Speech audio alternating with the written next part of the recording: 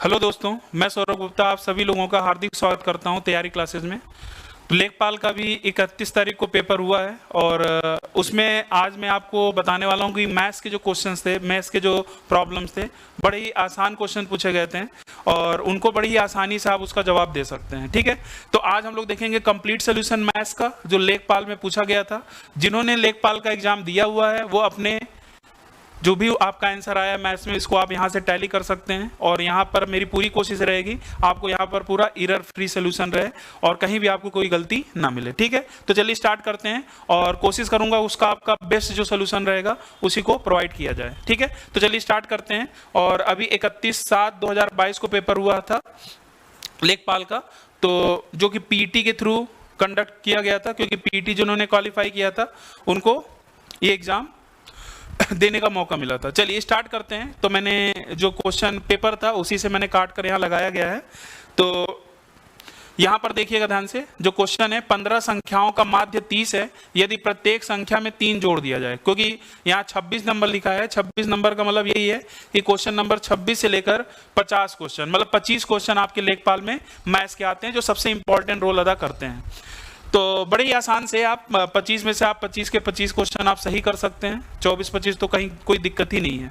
ठीक है, तो 15 संख्याओं का माध्य 30 है यदि प्रत्येक संख्या में 3 जोड़ दिया जाता है तो नया माध्य क्या होगा। कई बार जैसे जब क्लास में हम लोग डिस्कस भी करते हैं या यहाँ भी ऑनलाइन क्लासेज में ये हमेशा बताया गया कि कभी भी माध्य पर क्वेश्चन आता है, अगर सभी आंकड़ों में अगर वो चीजें जोड़ी जा रही हैं, ठीक है, तो माध्य भी क्या हो जाएगा, 3 जुड़ जाएगा। तो पहले माध्य 30 था, अब 3 जुड़ जाएगा तो आंसर कितना जाएगा, 33। ये बिल्कुल सही है, तो आंसर क्या जाएगा, 33। ठीक है, नेक्स्ट क्वेश्चन पर आते हैं। क्वेश्चन नंबर 27 है। देखिए जहां विजुअल नहीं होगा उसको आप इसको थोड़ा सा जूम कर लीजिएगा। यहां पर देखिएगा 3, 4, 4, ये आपका क्या पूछा गया, बहुलक। स्टैटिक्स से भी मैंने जैसे कि बताया लेखपाल का फेवरेट है टॉपिक चैप्टर स्टैटिक, जिसे हम लोग बोलते हैं सांख्यिकी। तो सांख्यिकी से 4-5 क्वेश्चन तो फिक्स हैं, इस बार भी 5-6 क्वेश्चन पूछे गए हैं। अभी मैं आपको दिखा रहा हूं। जैसे पहला क्वेश्चन यहीं पे देख लीजिए, बहुलक पूछा गया। बहुलक को हम लोग बोलते हैं क्या, मोड। इंग्लिश में क्या बोलते हैं, मोड। तो मोड का मतलब क्या होता है, जो सबसे ज्यादा बार आता है वही आपका क्या कहलाता है, बहुलक। तो यहां पर देख लीजिए 3 कितनी बार आया, 1 बार, 2 बार, 3 बार और 4 बार। 3 आपका 4 बार आया गया है और 4 आपका 3 बार आया है, तो 3 ही सबसे ज्यादा बार दिख रहा है, तो आंसर हमारा क्या आ जाएगा, ए। देख रहे हैं कितना आसान था पेपर। कुछ ही क्वेश्चन थे जो थोड़े से कैलकुलेटिव थे, नहीं तो बाकी सारे क्वेश्चन जो थे काफी आसान थे। और आपके डायरेक्ट एग्जाम में माध्य सबसे क्वेश्चन पूछ लिया गया, जैसे यहाँ पर मोड से पूछ लिया गया था और इसके पहले वाला एक क्वेश्चन था। अब मीडियन, यहाँ देखिएगा मीडियन इसका क्या होगा, माध्यिका। तो माध्यिका वाले जो प्रॉब्लम होंगे उनको कैसे सॉल्व करना है, इसका जो सबसे आसान तरीका होता है, तो सबसे पहले आप काउंट कर लीजिए। क्या काउंट कर लीजिए कि यहां पर जो आंकड़े हैं ये कितनी बार हैं, 1, 2, 3, 4, 5, 6, 7। अगर 7 है तो सबसे पहला काम होता है इसको असेंडिंग ऑर्डर में अरेंज करना। इसको अरेंज करिए आरोही क्रम में, और अरेंज करने के बाद जो बीच में आएगा वही आपका आंसर होगा। कोई फार्मूला रटना नहीं है। अगर 7 है तो अरेंज करेंगे तो 3 इधर 3 उधर, इस मतलब जो चौथा पोजीशन होगा वही आपका माध्यिका कहलाएगा, मीडियन कहलाएगा। अब अरेंज करने की भी जरूरत नहीं है, जो लोग अरेंज करते हैं उसमें भी लिखने में टाइम जाएगा। मैं कैसे कर रहा हूं समझिएगा ध्यान से।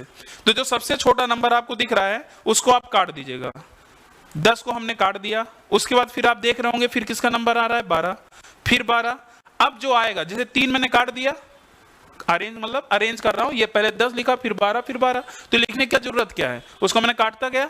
और उसके बाद अब जो 12 के बाद जो नंबर आपका आएगा वही आपका क्या कहलाएगा, मीडियन। तो 12 के बाद मुझे यहां दिख रहा है 13 और यही हमारा क्या होगा, आंसर होगा। तो आपका क्या आंसर आ जाएगा, बी ऑप्शन। बड़ा आसान सा क्वेश्चन था और मुझे लगता है कि ये सारे लोग सही किए होंगे। क्वेश्चन नंबर 29, ये भी बड़ा आसान सा क्वेश्चन था। जो क्वेश्चन पूछा गया यहाँ पर, एक समबाहु त्रिभुज का परिमाप दे रखा है, ज्ञात कीजिए जिसका आधार 18 सेंटीमीटर है। सॉरी, एक समबाहु त्रिभुज का परिमाप आपको ज्ञात करना है। तो समबाहु का मतलब क्या होता है ये बताइए। समबाहु का मतलब ही होता है कि यहां पर तीनों भुजाएं क्या हो, बराबर हो। तो अगर तीनों भुजाएं अगर बराबर होनी है तो सीधी बात है, आधार की वैल्यू दे रखी है 18 सेंटीमीटर। तो ये अगर 18 है तो ये भी 18, ये भी 18। तो परिमाप क्या होता है, 3 इंटू साइड, तो 18 से गुणा कर दीजिए, 18 का 3 में गुणा कर दीजिए, तो 18 त्रिक 54। ये 36 आंसर नहीं होगा, इसका आंसर क्या आएगा, 54। तो ये गलत जवाब था। आंसर क्या आएगा इसका, 54। ध्यान दीजिएगा। क्वेश्चन नंबर 30, ये देखिए एकदम आसान सा क्वेश्चन है। यहां पर अगर आप ध्यान से देखें, ये 15 divide by 3 board mass rule में पहले डिवाइड करते हैं तो 3 पचे 15 और 9 पचे 45 और 45 और 18 क्या होता है 63 होता है। इसमें कुछ करना ही नहीं था, आसान सा क्वेश्चन था, क्वेश्चन नंबर 30। अब यहां से थोड़ा ध्यान दीजिएगा, ये शायद आपको थोड़ा सा छोटा दिखे, लेकिन आप इसको, आपके पास अगर पेपर है वहां से भी देख सकते हैं। बस मैं इसको समझाने की यहां पर कोशिश करता हूं। यहां पर आपका जो क्वेश्चन दिया गया है, एक संचयी बारंबारता बंटन नीचे दिया गया है। संचयी बारंबारता को इंग्लिश में हम लोग बोलते हैं क्यूमुलेटिव फ्रीक्वेंसी। क्यूमुलेटिव फ्रीक्वेंसी यहां पर आपका दे रखा है, तो यहां पर पूछा गया है किस वर्ग की बारंबारता अधिकतम है। बारंबारता का मतलब क्या है, फ्रीक्वेंसी, किसकी फ्रीक्वेंसी सबसे ज्यादा है। तो क्यूमुलेटिव फ्रीक्वेंसी का मतलब ये होता है, ध्यान दीजिएगा, जैसे मान लीजिए आपके पास कोई फ्रीक्वेंसी इस तरीके से दी गई है, तो आप क्या करेंगे, जब CF निकालेंगे, CF का मतलब क्यूमुलेटिव फ्रीक्वेंसी होती है, जब आप 3 का निकालेंगे तो ये 3 ही रखेंगे, और जब आगे जब क्यूमुलेटिव फ्रीक्वेंसी निकालेंगे तो 5 + 3 इसको जोड़ देते हैं, 5 + 3 कितना आएगा 8, फिर आगे लिखेंगे तो क्या हो जाएगा 8 6 क्या हो जाएगा 14 हो जाएगा। इस तरीके से आप CF निकालते जाते हैं जोड़ते जोड़ते।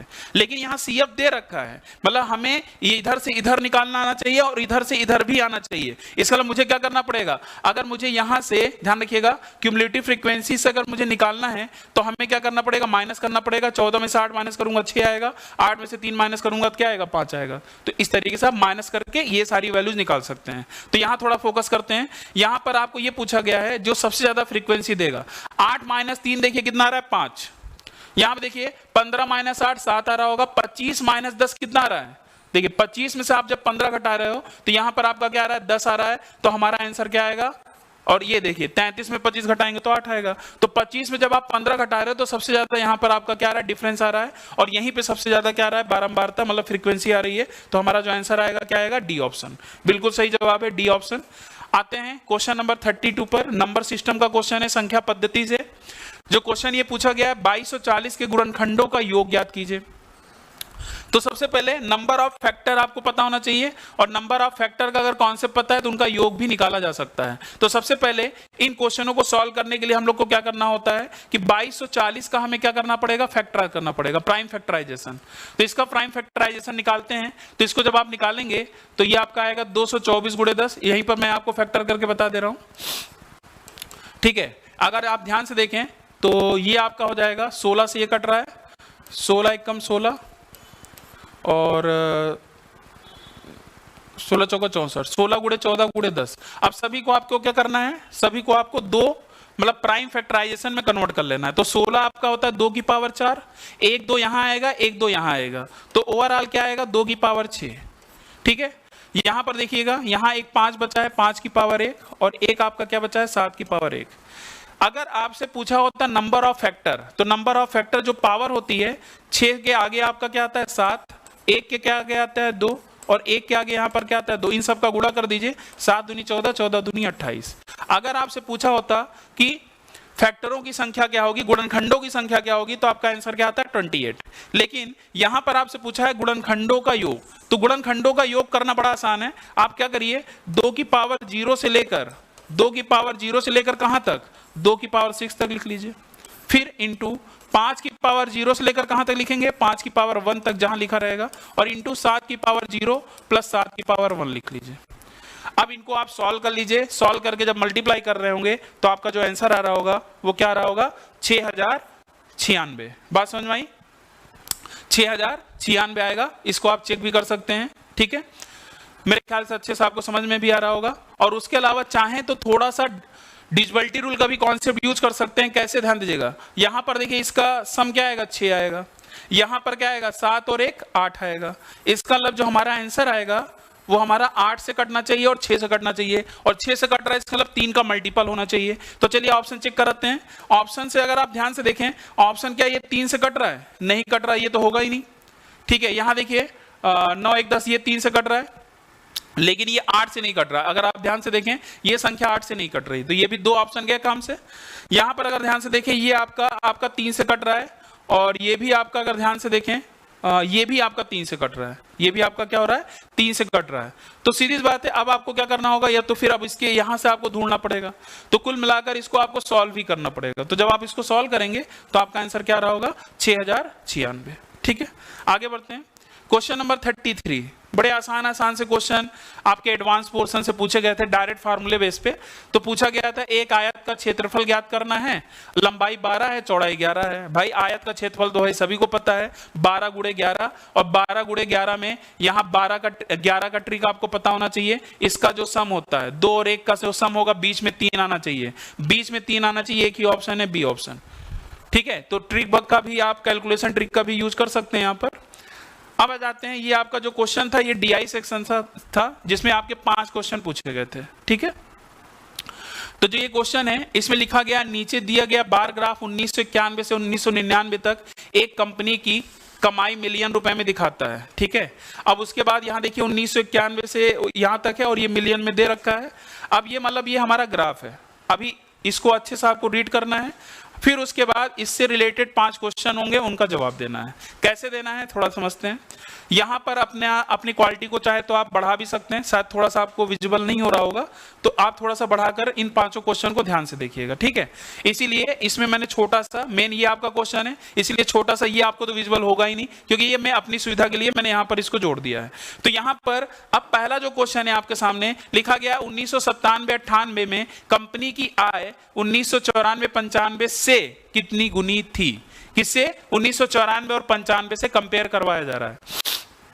तो सबसे पहले हमें यह पता करना होगा, ध्यान दीजिएगा यहां मैं लिख भी दे रहा हूं जो भी डेटा रहेगा। 1997-98 में कंपनी की जो आय थी वो कितनी है थोड़ा देख लेते हैं। 1997-98 में आपका 5040 है। ठीक है, और 1994 और 95 में जो आपका है 3360 है। कितना है? 3360। तो पूछा क्या गया है, ध्यान दीजिएगा। देखिए जब भी कंपेयर होता है, देखिए किससे पूछा गया है, कंपनी की आय 1994-95 से कितनी गुनी है। इससे जो भी से की बात होगा तो वो नीचे होगा, तो 3360 ये हो गया और 5040 ये हो गया। इसको जब आप काट देंगे, अब 336 से अगर आप भाग देंगे तो ऑप्शन अगर आप ध्यान से देखें तो 3 दूनी 6, मतलब 1 और 2 के बीच में होगा, और 1 और 2 के बीच में देखिए एक ऑप्शन बी तो होगा नहीं। अब हमारे पास बचा है ए है और सी है और डी है। चलिए एक काम करते हैं, 336 है, 336 मतलब पूरा 1 है, और 336 का आधा अगर हम जोड़ देते हैं तो 336 का आधा कितना होगा? 336 का आधा होगा 2 1 कम 2, 2 6 12 और 2 8 16। तो 336 में अगर 168 जोड़ दीजिए तो आपका आ रहा है 8 6 14 और ये आपका 504 ही आ रहा है। तो सीधे सीधे दिख रहा है ये आधा अगर करके जोड़ रहे हैं तो इसका मतलब ये क्या हो रहा है? 1.5 गुना। तो बिल्कुल सही जवाब यहाँ जो लगाया गया है, तो यहाँ पर क्या होगा? C option. ठीक है, चलिए नेक्स्ट पे आते हैं। नेक्स्ट क्वेश्चन देखिएगा 35 जो है यहाँ पर, इसमें लिखा गया है 1996-97 में कंपनी की आय समीक्षाधीन अवधि में औसत आय का लगभग कितना प्रतिशत था। ध्यान रखिएगा यहां लिखा गया है 1996-97 में, 96-97 में देखिए कितना है? 4320 है। ठीक है, इसमें पूछा गया है कंपनी की आय समीक्षाधीन अवधि में औसत आय का लगभग कितना प्रतिशत थी। तो औसत आय निकालना पड़ेगा। अब औसत आय निकालने के लिए हमें क्या करना होगा? सभी को जोड़ना होगा। सभी को मतलब 1991-92 में कितना है, 1992-93 में कितना है, इन सभी को आपको जोड़कर इन सारी की वैल्यूज आपको क्या करनी होगी? निकालनी होगी। तो हम लोग क्या करेंगे? सारी वैल्यूज को जोड़ना पड़ेगा। तो 2640 मैं सारा लिख दे रहा हूं, 2640 है, फिर 3720 है, जिनको विजुअल नहीं हो रहा है। 3720 जो है आपका 92-93 में है, और 93-94 में आपका क्या है? 2520 है।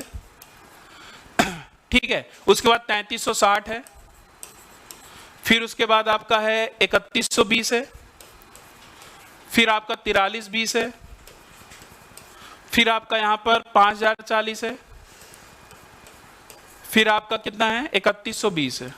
इन सभी को आपको क्या करना होगा? जोड़ना होगा। तो सबको जोड़ लीजिए तो ये 0 आ जाएगा। यहां पर देखिए 4 2 6, 6 2 8, 8 6 14, 14 2 16, 16 2 18, 18 4 22, 22 2 कितना हो जाएगा? 24। हासिल लगे 2। यहां पर देख लेते हैं 7 6 13, 13 5 18, 18 18 ये 2 जोड़ देता हूं, 18 18 2 20, 20 3 23, 30 23 1 24, 24 और 3 कितना हो जाएगा? 27, 27 और 1 कितना हो जाएगा? 28। फिर हासिल लगा 2, तो फिर ये 2 जोड़ देंगे, 2 2 4, 4 3 7, 7 2 9, 9 3 12, 12 3 15, 15 4 19, 19 5 क्या हो जाएगा? 24 और 24 3 कितना हो जाएगा? 27। तो इसका जो जोड़ आ रहा है टोटल 27,840 है। इसका औसत से ध्यान रखिएगा, औसत मतलब जितनी भी हैं 27,840 में मुझे किससे भाग देना होगा? 8 से भाग देना होगा। ठीक है, तो 8 से भाग दे लीजिए।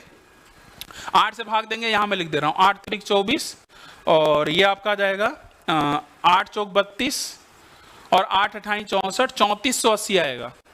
3480। ये भी क्वेश्चन पूछा जा सकता है कि पूरा एवरेज आपसे पूछा जा सकता है, लेकिन पूछा गया था कि 1996-97 जो है पूरा औसत जो आपका आय है, औसत आय से कितने परसेंट, इसका कितना परसेंट है, यही पूछ रहा है। औसत आय का लगभग, यहां देखिए एक चीज लिखा गया लगभग, तो लगभग कितना परसेंट है ये बताना है। तो यहां पर आप क्या करिए, गुणे 100 कर दीजिए। तो अगर आप ध्यान से देखें ये 0 0 कट गया और 348 अपने आप में 100% है, इसका मतलब हमारा आंसर 100 से ज्यादा होगा। 100 से ज्यादा होगा तो इसका मतलब 90 नहीं होगा, 90 नहीं होगा। ठीक है, आगे बढ़ते हैं। अगर 348 को थोड़ा अगर ध्यान से देखें, अगर 348 का अगर ध्यान से देखें तो इसको अगर मैं 350 थोड़ी देर के लिए मान लूं, 350, तो 350 अपने आप में अगर 100% है तो 35 कितना होगा, 10%, और 35 दूनी 70 कितना हो जाएगा, 20%। अब अगर ध्यान से देखिए तो 350 में अगर मैं 70 जोड़ देता हूं तो ये 432 के पास में आ रहा है कि नहीं आ रहा, 0 7 5 12, ये तो भाई देखिए इसका मतलब हमने ज्यादा भी लिया, मतलब यहां 348 था, मैंने कितना ले लिया 350, तब भी हमने 20% जब जोड़ना हो तो 420 इससे छोटा आ रहा।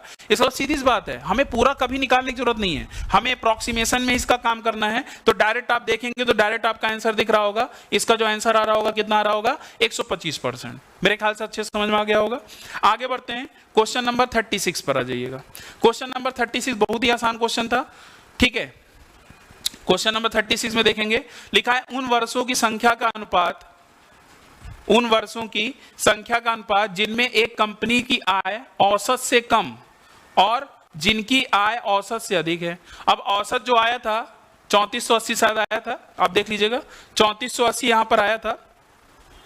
तो अब हमें देखना होगा कितना होगा, ध्यान दीजिएगा 3480 से कितना कम है, कम वाला देख लेते हैं, काउंट कर लेते हैं। 2640 जो है कम है, 1 हो गया, 2 हो गया, 3 हो गया, 4 हो गया और 5 हो गया। तो 5 होगा, और जो सबसे कम होगा भाई 8 है, तो 5 अगर कम है तो 3 क्या रहे होंगे, ज्यादा रहे होंगे। तो आंसर क्या है, सी ऑप्शन 5:3, बिल्कुल सही है। आगे बढ़ते हैं, क्वेश्चन नंबर 37 वाला जो क्वेश्चन है इसमें पूछा गया है आपका 1994-95 से 1995-96 तक कंपनी की आय में लगभग कितने प्रतिशत गिरावट मतलब की गई थी, कितने परसेंट गिरावट है। तो 94-95 से 1995-96, ध्यान दीजिएगा 94-95 में आपका 3360 है और 95-96 में आपका क्या है 3120 है। तो देख रहे हैं ये गिरावट हो रही है, तो कितने की गिरावट हो रही है, चलिए चेक कर लेते हैं।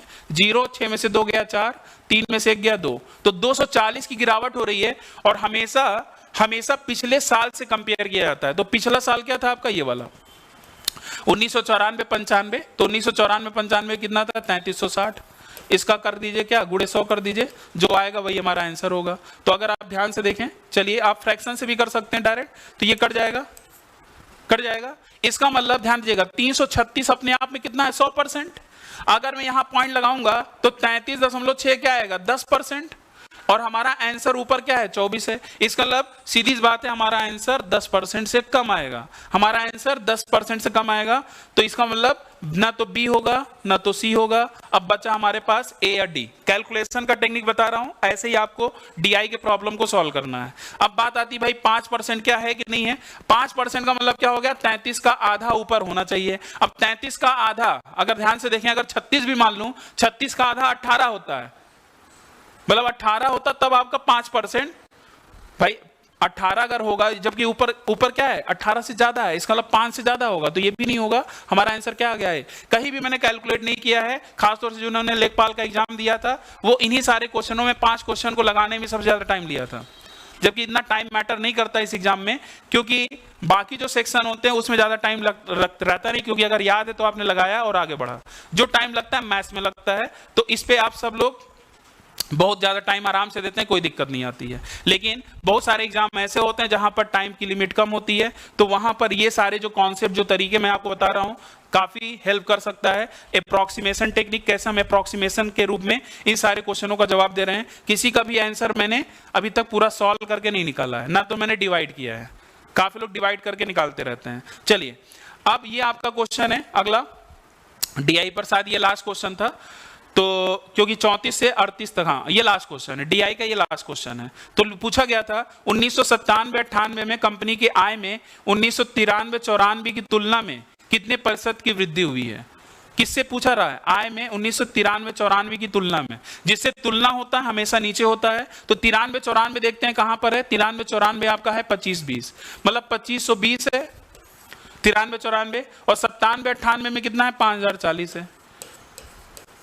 तो कितना अधिक है भाई, कंपेयर कर लीजिए, घटा लीजिए। तो जो घटाएंगे तो ऊपर आ जाएगा 0, 4 में से 2 गया 2, और 10 में से 5 गया 5, और 4 में से 2 गया 2। ये सीधे सीधे 25-20 आ गया, तो सीधे सीधे कट गया, मतलब 1 का मतलब कितना हो गया, गुणे 100 मतलब 100%। तो इसका जो आंसर आएगा कितना आ जाएगा 100%। बिल्कुल सही जवाब है बी ऑप्शन।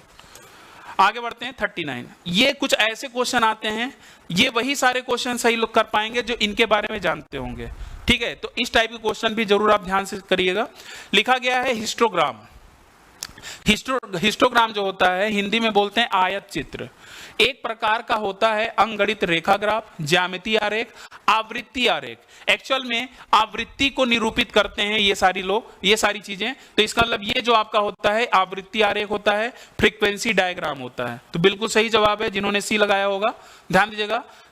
ये आपका जो 39 है इसका आंसर क्या आएगा सी। ऐसे एक क्वेश्चन अभी और आया है, ठीक है, उसको भी देख लेंगे अभी। क्वेश्चन नंबर 40 पर आते हैं। ये डायरेक्ट आपके थ्योरम पे क्वेश्चन था कि एक त्रिभुज का क्षेत्रफल समान आधार पर और समान समांतर रेखाओं के बीच के समांतर चतुर्भुज के क्षेत्रफल का क्या है। ऐसे समझिएगा, एक समांतर चतुर्भुज में बना लेता हूं, एक समांतर चतुर्भुज बनाता हूं, और ये समांतर जो चतुर्भुज होगा यहां पर देखिएगा सभी लोग, इस तरीके से मैंने एक समांतर चतुर्भुज बनाया।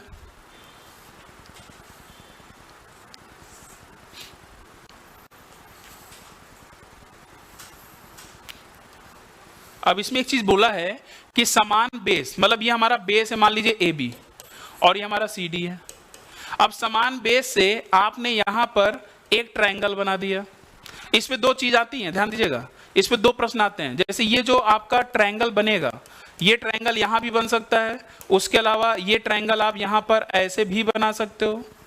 जहां भी ये बनेगा ध्यान रखिएगा, इसका जो एरिया होगा ट्रायंगल का, इस समांतर चतुर्भुज के क्षेत्रफल का क्या होता है, आधा होता है। क्या होता है, आधा होता है। तो इसका जो सही जवाब है सी है, ठीक है, यहां ठीक नहीं लगा है। तो इसका जो जवाब होगा क्या होगा, आधा होगा। लेकिन अगर यहीं पर यह बोला होता कि एक समांतर चतुर्भुज का क्षेत्रफल समान आधार पर और समान समांतर रेखाओं के बीच के समांतर चतुर्भुज के क्षेत्रफल का क्या होगा, मतलब अगर इसी चतुर्भुज में, समांतर चतुर्भुज में एक समांतर चतुर्भुज अलग से बना दिया जाए तो उसका क्षेत्रफल क्या रहेगा भाई, वही रहेगा। क्या रहेगा, वही रहेगा, ठीक है। तो फिलहाल ये पूछा नहीं था, तो यहां पर हमारा आंसर जो होगा क्या होगा, आधा होगा, ठीक है। क्वेश्चन नंबर 41 फिर से, हाँ ये क्वेश्चन अच्छा था। ये फ्रीक्वेंसी डेंसिटी पर बहुत ही कम ही एग्जाम में क्वेश्चन पूछे गए हैं, तो थोड़ा इसको समझ लेते हैं। जो फ्रीक्वेंसी डेंसिटी होता है उसमें क्या होता है कि हमारे पास जिसका पूछा गया, जैसे क्लास का पूछा गया 21 से 25, लेकिन सबसे बड़ी बात यहां पर यह देखना होगा कि जब भी इस टाइप के प्रश्न आते हैं तो ये कंटिन्यूअस नेचर में है कि नहीं है, लगातार है कि नहीं है। तो लगातार का मतलब होता है 0 से 5, फिर 5 से स्टार्ट होना चाहिए, 5 से ऐसे। लेकिन यहां देख रहे हैं 0 से 5 है, फिर एक गैप हो गया 6, फिर देखिए गैप हो गया है। तो सबसे पहला काम होता है इनको समान बनाना। क्या करते हैं, इसको एक कंटिन्यूअस नेचर में लेकर आते हैं। तो कंटिन्यूअस में लाने के लिए हम लोग को क्या करना होगा, थोड़ा फोकस करते हैं यहाँ पर। सबसे पहले इनको कंटिन्यूअस में बनाएंगे और इनका इंटरवल में थोड़ा सा फर्क आएगा। वो इंटरवल क्या फर्क आएगा कि आपका जो यहाँ पर अपर लिमिट है और ये लोअर लिमिट है, इनको जोड़ करके आधा कर दीजिए, सॉरी इनको घटाकर आधा कर दीजिए। 6 में से 5 घटाएंगे तो कितना आ जाएगा, 1 का आधा कितना आ जाएगा, 0.5। तो ये 0.5 का डेविएशन सभी इंटरवल में हमें करना होगा। तो 0.5 का कैसे डेविएशन करेंगे, ध्यान दीजिएगा। जो 0 होगा ये 0.5 हो जाएगा और ये 5.5 हो जाएगा। बात समझ में आ रही है। और ये क्या हो जाएगा, जो 6 से 10 रहेगा वो क्या बन जाएगा, 5.5 हो जाएगा। और ये क्या हो जाएगा, 10.5 हो जाएगा। इसका मतलब 10.5 और -5.5 कितना बन रहा है, इसका बीच का गैप 5। इसका मतलब जो क्लास साइज यहां पर अभी आपको 4 दिख रही है, यहां 5 है, यहां 4 है, यहां 4 है, यहां 4 है, यहां 4 है। तो पहला काम होता है कंटिन्यूअस बनाना। तो क्लास साइज जो है, तो सबसे इंपॉर्टेंट रोल अदा करता है फ्रीक्वेंसी डेंसिटी में क्लास साइज। तो क्लास साइज गलती से भी 4 नहीं कर देना है। फिलहाल ऑप्शन तो बड़ा आसान दिया था, अगर एक ऑप्शन 5 भी देता ना तो बहुत सारे स्टूडेंट गलती कर जाते हैं यहाँ पर, ठीक है। लाल 5 तो दिया नहीं था। तो फ्रीक्वेंसी डेंसिटी का मतलब ये होता है कि जैसे यहाँ पर जो बारंबारता है, जो फ्रीक्वेंसी है, हमारी जो फ्रीक्वेंसी होगी, इस फ्रीक्वेंसी में आप क्लास साइज से क्या कर दीजिए, डिवाइड कर दीजिए, क्लास साइज से डिवाइड कर दीजिए, तो ये बन जाएगा क्या, फ्रीक्वेंसी डेंसिटी। क्या आ जाएगा, फ्रीक्वेंसी डेंसिटी। क्लियर है। तो अब देखिए, अब यहां पर हमें 21 से 25 वाले इंटरवल में बताना है। तो अगर ये बताइए, अगर इसमें करते ये 20 आता और इसका क्लास साइज कितना है 4 करते, तो कितना आंसर आ जाता, 5। अगर 5 दिया होता, अगर काफी लोग 5 फिर मारते, लेकिन गलत हो जाता। गलत क्यों होता, क्योंकि यहां पर आपका कंटिन्यूअस नेचर नहीं है। क्लास साइज वही माना जाएगा जिस पे कंटिन्यूअस नेचर दिख रहा होगा। कंटिन्यूअस मतलब आपको कंटिन्यूअस बनाने के बाद जो क्लास आ जाएगी उसी को हम मानेंगे, ध्यान रखिएगा इस बात का, ठीक है। तो इसका मतलब जो हमारा क्लास साइज है, जब आपने इसको कंटिन्यूअस नेचर में बनाया तो क्लास साइज हमारा कितना आ रहा है, 5। इसका मतलब मुझे 20 में किससे भाग देना होगा, 5 से भाग देना होगा। बात समझ में आई। तो हमारा जो आंसर आएगा कितना आएगा, 4। तो ये अच्छा क्वेश्चन था।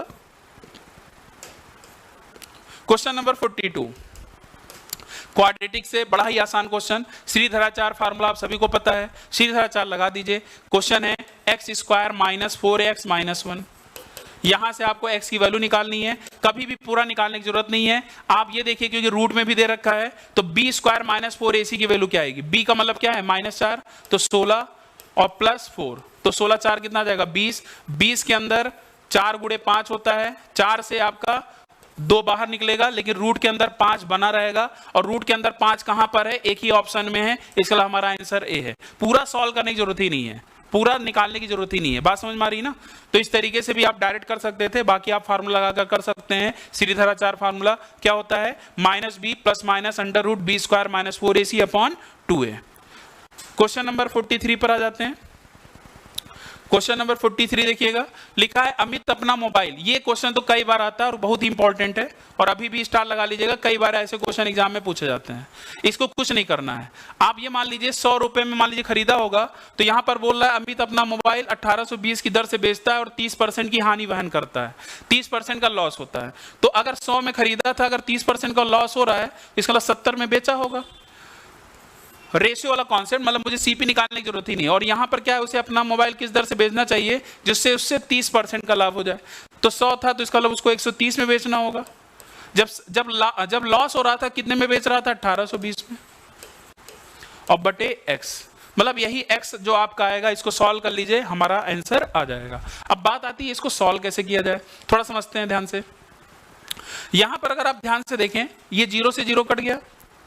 रेशियो का फायदा क्या है, थोड़ा समझते हैं। ये 7 का कितना गुना है, इसको देख लीजिए। ये 7 का कितना गुना है, ये 7 का कितना गुना है, तो आप देखेंगे तो 7 दूनी 14 और 7 छंग 42। इसका मतलब 130 का, ध्यान रखिएगा, 130 का 26 गुना ही हमारा आंसर होगा। 130 का 26 गुना हमारा आंसर होगा। अब इसको कैसे सॉल्व करेंगे, ध्यान दीजिएगा। 130 को 13 × 10 लिख सकते हैं, और 26 को क्या लिख सकते हैं भाई, 13 × 2, 13 × 2। तो 13 दूनी कितना हो जाएगा, 13 × 169, और 10 दूनी कितना आ जाएगा, 20।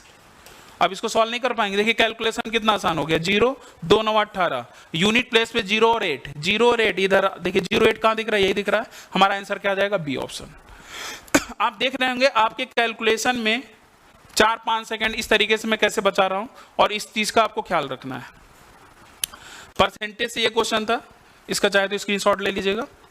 परसेंटेज से एक क्वेश्चन था आपका, राहुल का वेतन मोहन के वेतन से 20% अधिक है। राहुल का जो वेतन है मोहन के वेतन से 20% अधिक है। तो मोहन का वेतन मैंने ले लिया कितना, 100, और राहुल का वेतन क्या है, मोहन के वेतन से 20% अधिक का मतलब क्या हो गया, 120। ठीक है। फिर आगे बोला है राहुल को अपने वेतन पर 30% की वृद्धि मिली। राहुल को अपने वेतन पर, ये राहुल का हो गया, राहुल को अपने वेतन पर 30% की वृद्धि मिली। अब इस पे 30% अगर बढ़ाएंगे तो कितना आएगा, 12 3 36, तो 36 अगर जोड़ देंगे तो कितना आ जाएगा, 156 हो जाएगा।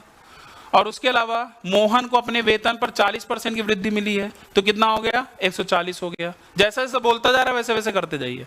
फिर लिखा है वेतन वृद्धि के बाद राहुल का जो वेतन है, ये राहुल का है और ये मोहन का है। राहुल का वेतन मोहन के वेतन से, तो मोहन वाला क्या हो जाएगा भाई नीचे, मोहन वाला नीचे हो जाएगा। कितने परसेंट अधिक है भाई, देख लीजिए कितना अधिक है, 16 अधिक है ना। तो इसको आप काट दीजिए, 4 चौक 16, 4 8 4 3 12, 4 पंजे 20, तो 4/35 आ गया। अब 4/35 को अगर आपको सॉल्व करना है तो आप देख सकते हैं यहां पर जो वैल्यू आएगी परसेंटेज में कितनी आएगी, इसको थोड़ा समझते हैं, इसको थोड़ा समझने की कोशिश करते हैं। आप चाहें तो यहां पर डिजिटल सम भी लगा सकते हैं। डिजिटल सम लगाने के लिए इसका डिजिटल सम कितना आ रहा है, 8, तो ऊपर नीचे आप 8 से मल्टीप्लाई कर लीजिए, तो कितना आ जाएगा, 8 चौक 32। ठीक है, कितना हो जाएगा, 8 चौक 32 ना। 4 4 8 चौक 32, मतलब 3 2 5। एक मिनट ये गलती हो रही कुछ। इसका देखिए, इसका जो डिफरेंस आ रहा होगा ये आपका आ रहा है कितना, 16, और 16 बटे कितना आ रहा है, 140। इसको अगर आप सॉल्व करेंगे, गुणे 100, 0 से 0 ये कट गया, 2 सत्ते 14 और 2 पंजे 10, 16 पंजे कितना हो जाएगा, 80, और 80 में अगर हम 7 का भाग देंगे भाई ये परसेंटेज में आएगा, तो 11 सत्ते 77, 11 दशमलव समथिंग कुछ आएगा। वैसे भी ऑप्शन काफ़ी दूर था, यहाँ से भी हम लोग सोच कर डायरेक्ट लगा कर सकते थे। ठीक है, अगर वीडियो पसंद आ रहा हो तो आप एक बार इसको जरूर शेयर करिए। जिन्होंने आपके दोस्त जो लोग लेखपाल का एग्जाम दिए हों तो इनको बोलिए, इस यहाँ से आप मैथ्स का आंसर की जो है यहाँ से आप चेक कर सकते हैं। ठीक है, पूरा एरर फ्री ये मैंने पूरा बनाने की कोशिश किया है।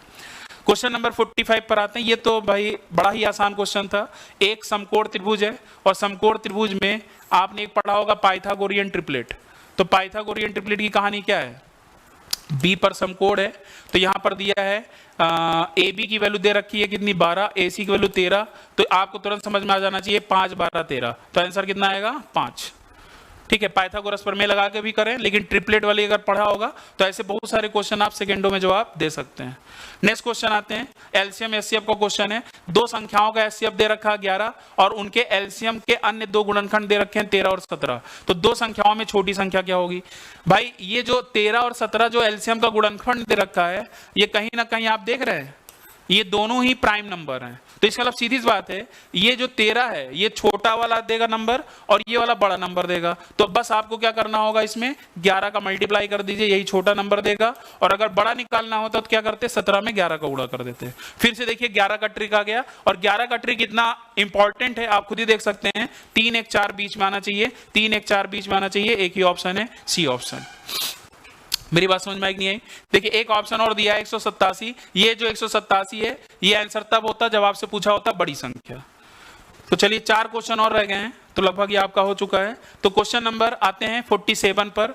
47 देखिए क्या है लिखा है, एक समांतर चतुर्भुज के, इसका देखिए डायरेक्ट फार्मूला एक होता है, बाकी आप कुछ लोग यहाँ ट्रिपलेट से भी कर सकते हैं, लेकिन मैं इसका डायरेक्ट फार्मूला बता रहा हूं क्योंकि ये क्वेश्चन काफी इंपॉर्टेंट है।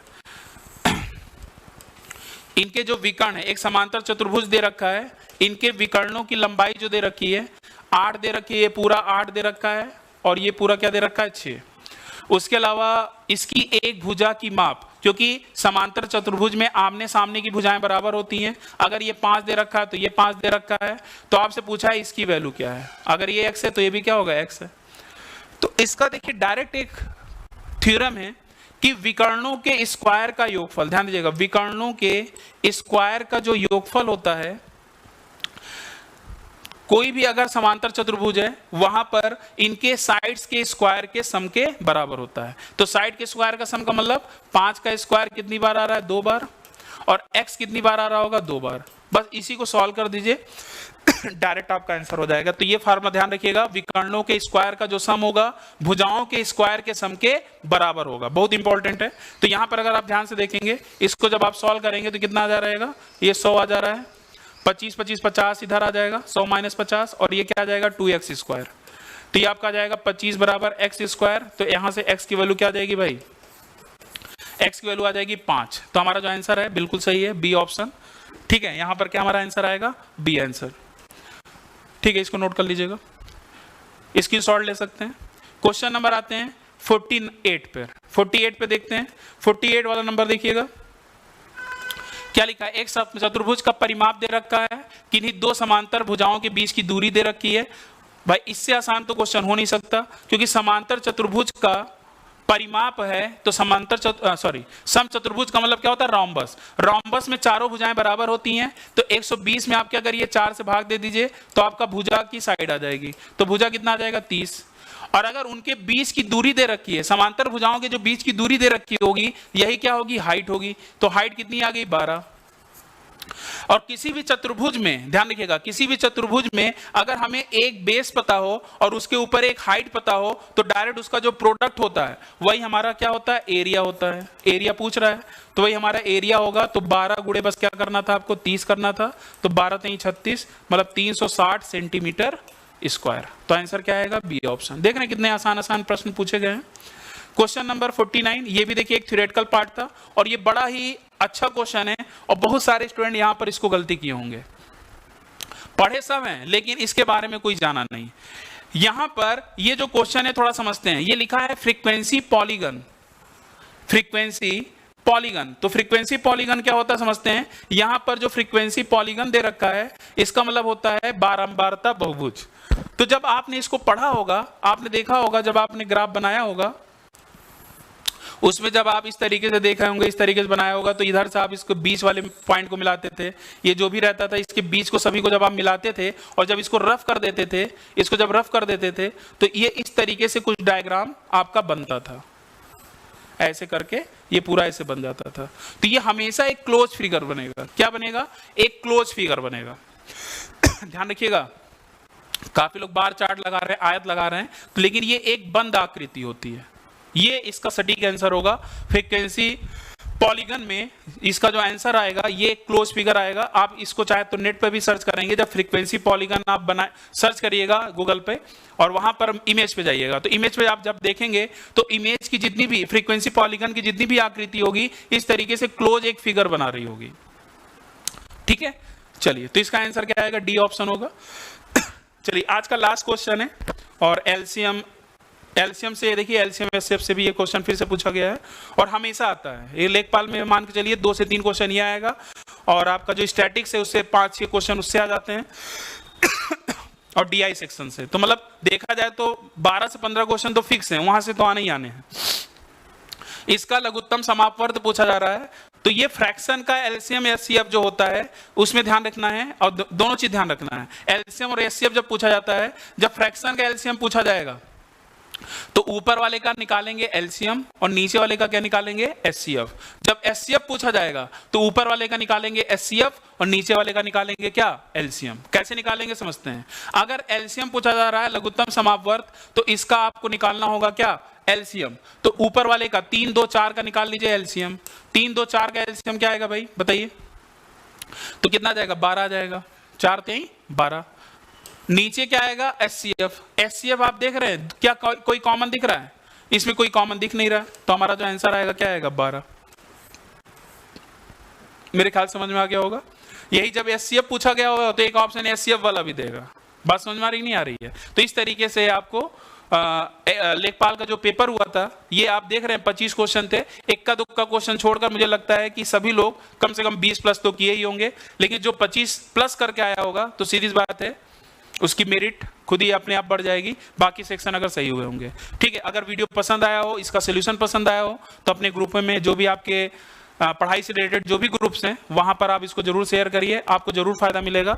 और भी बहुत सारे आपके जो मैंने वीडियो बना रखे हैं मैथ्स ट्रिक के, आप चैनल पर जाकर प्लेलिस्ट में जाइए, वहां पर मेरे नाम से आपको वहां फोल्डर मिलेगा, तो वहां पर मैथ्स से रिलेटेड जो भी ट्रिक्स से रिलेटेड मैं क्वेश्चन बना रहा हूँ, कॉन्सेप्ट ऑफ मल्टीपल मैंने बना रखा है, वहां पर आप उन वीडियोस को जरूर देखें, उसका फायदा आपको जरूर मिलेगा, निश्चित मिलेगा। ठीक है, तो चलिए, थैंक यू, धन्यवाद।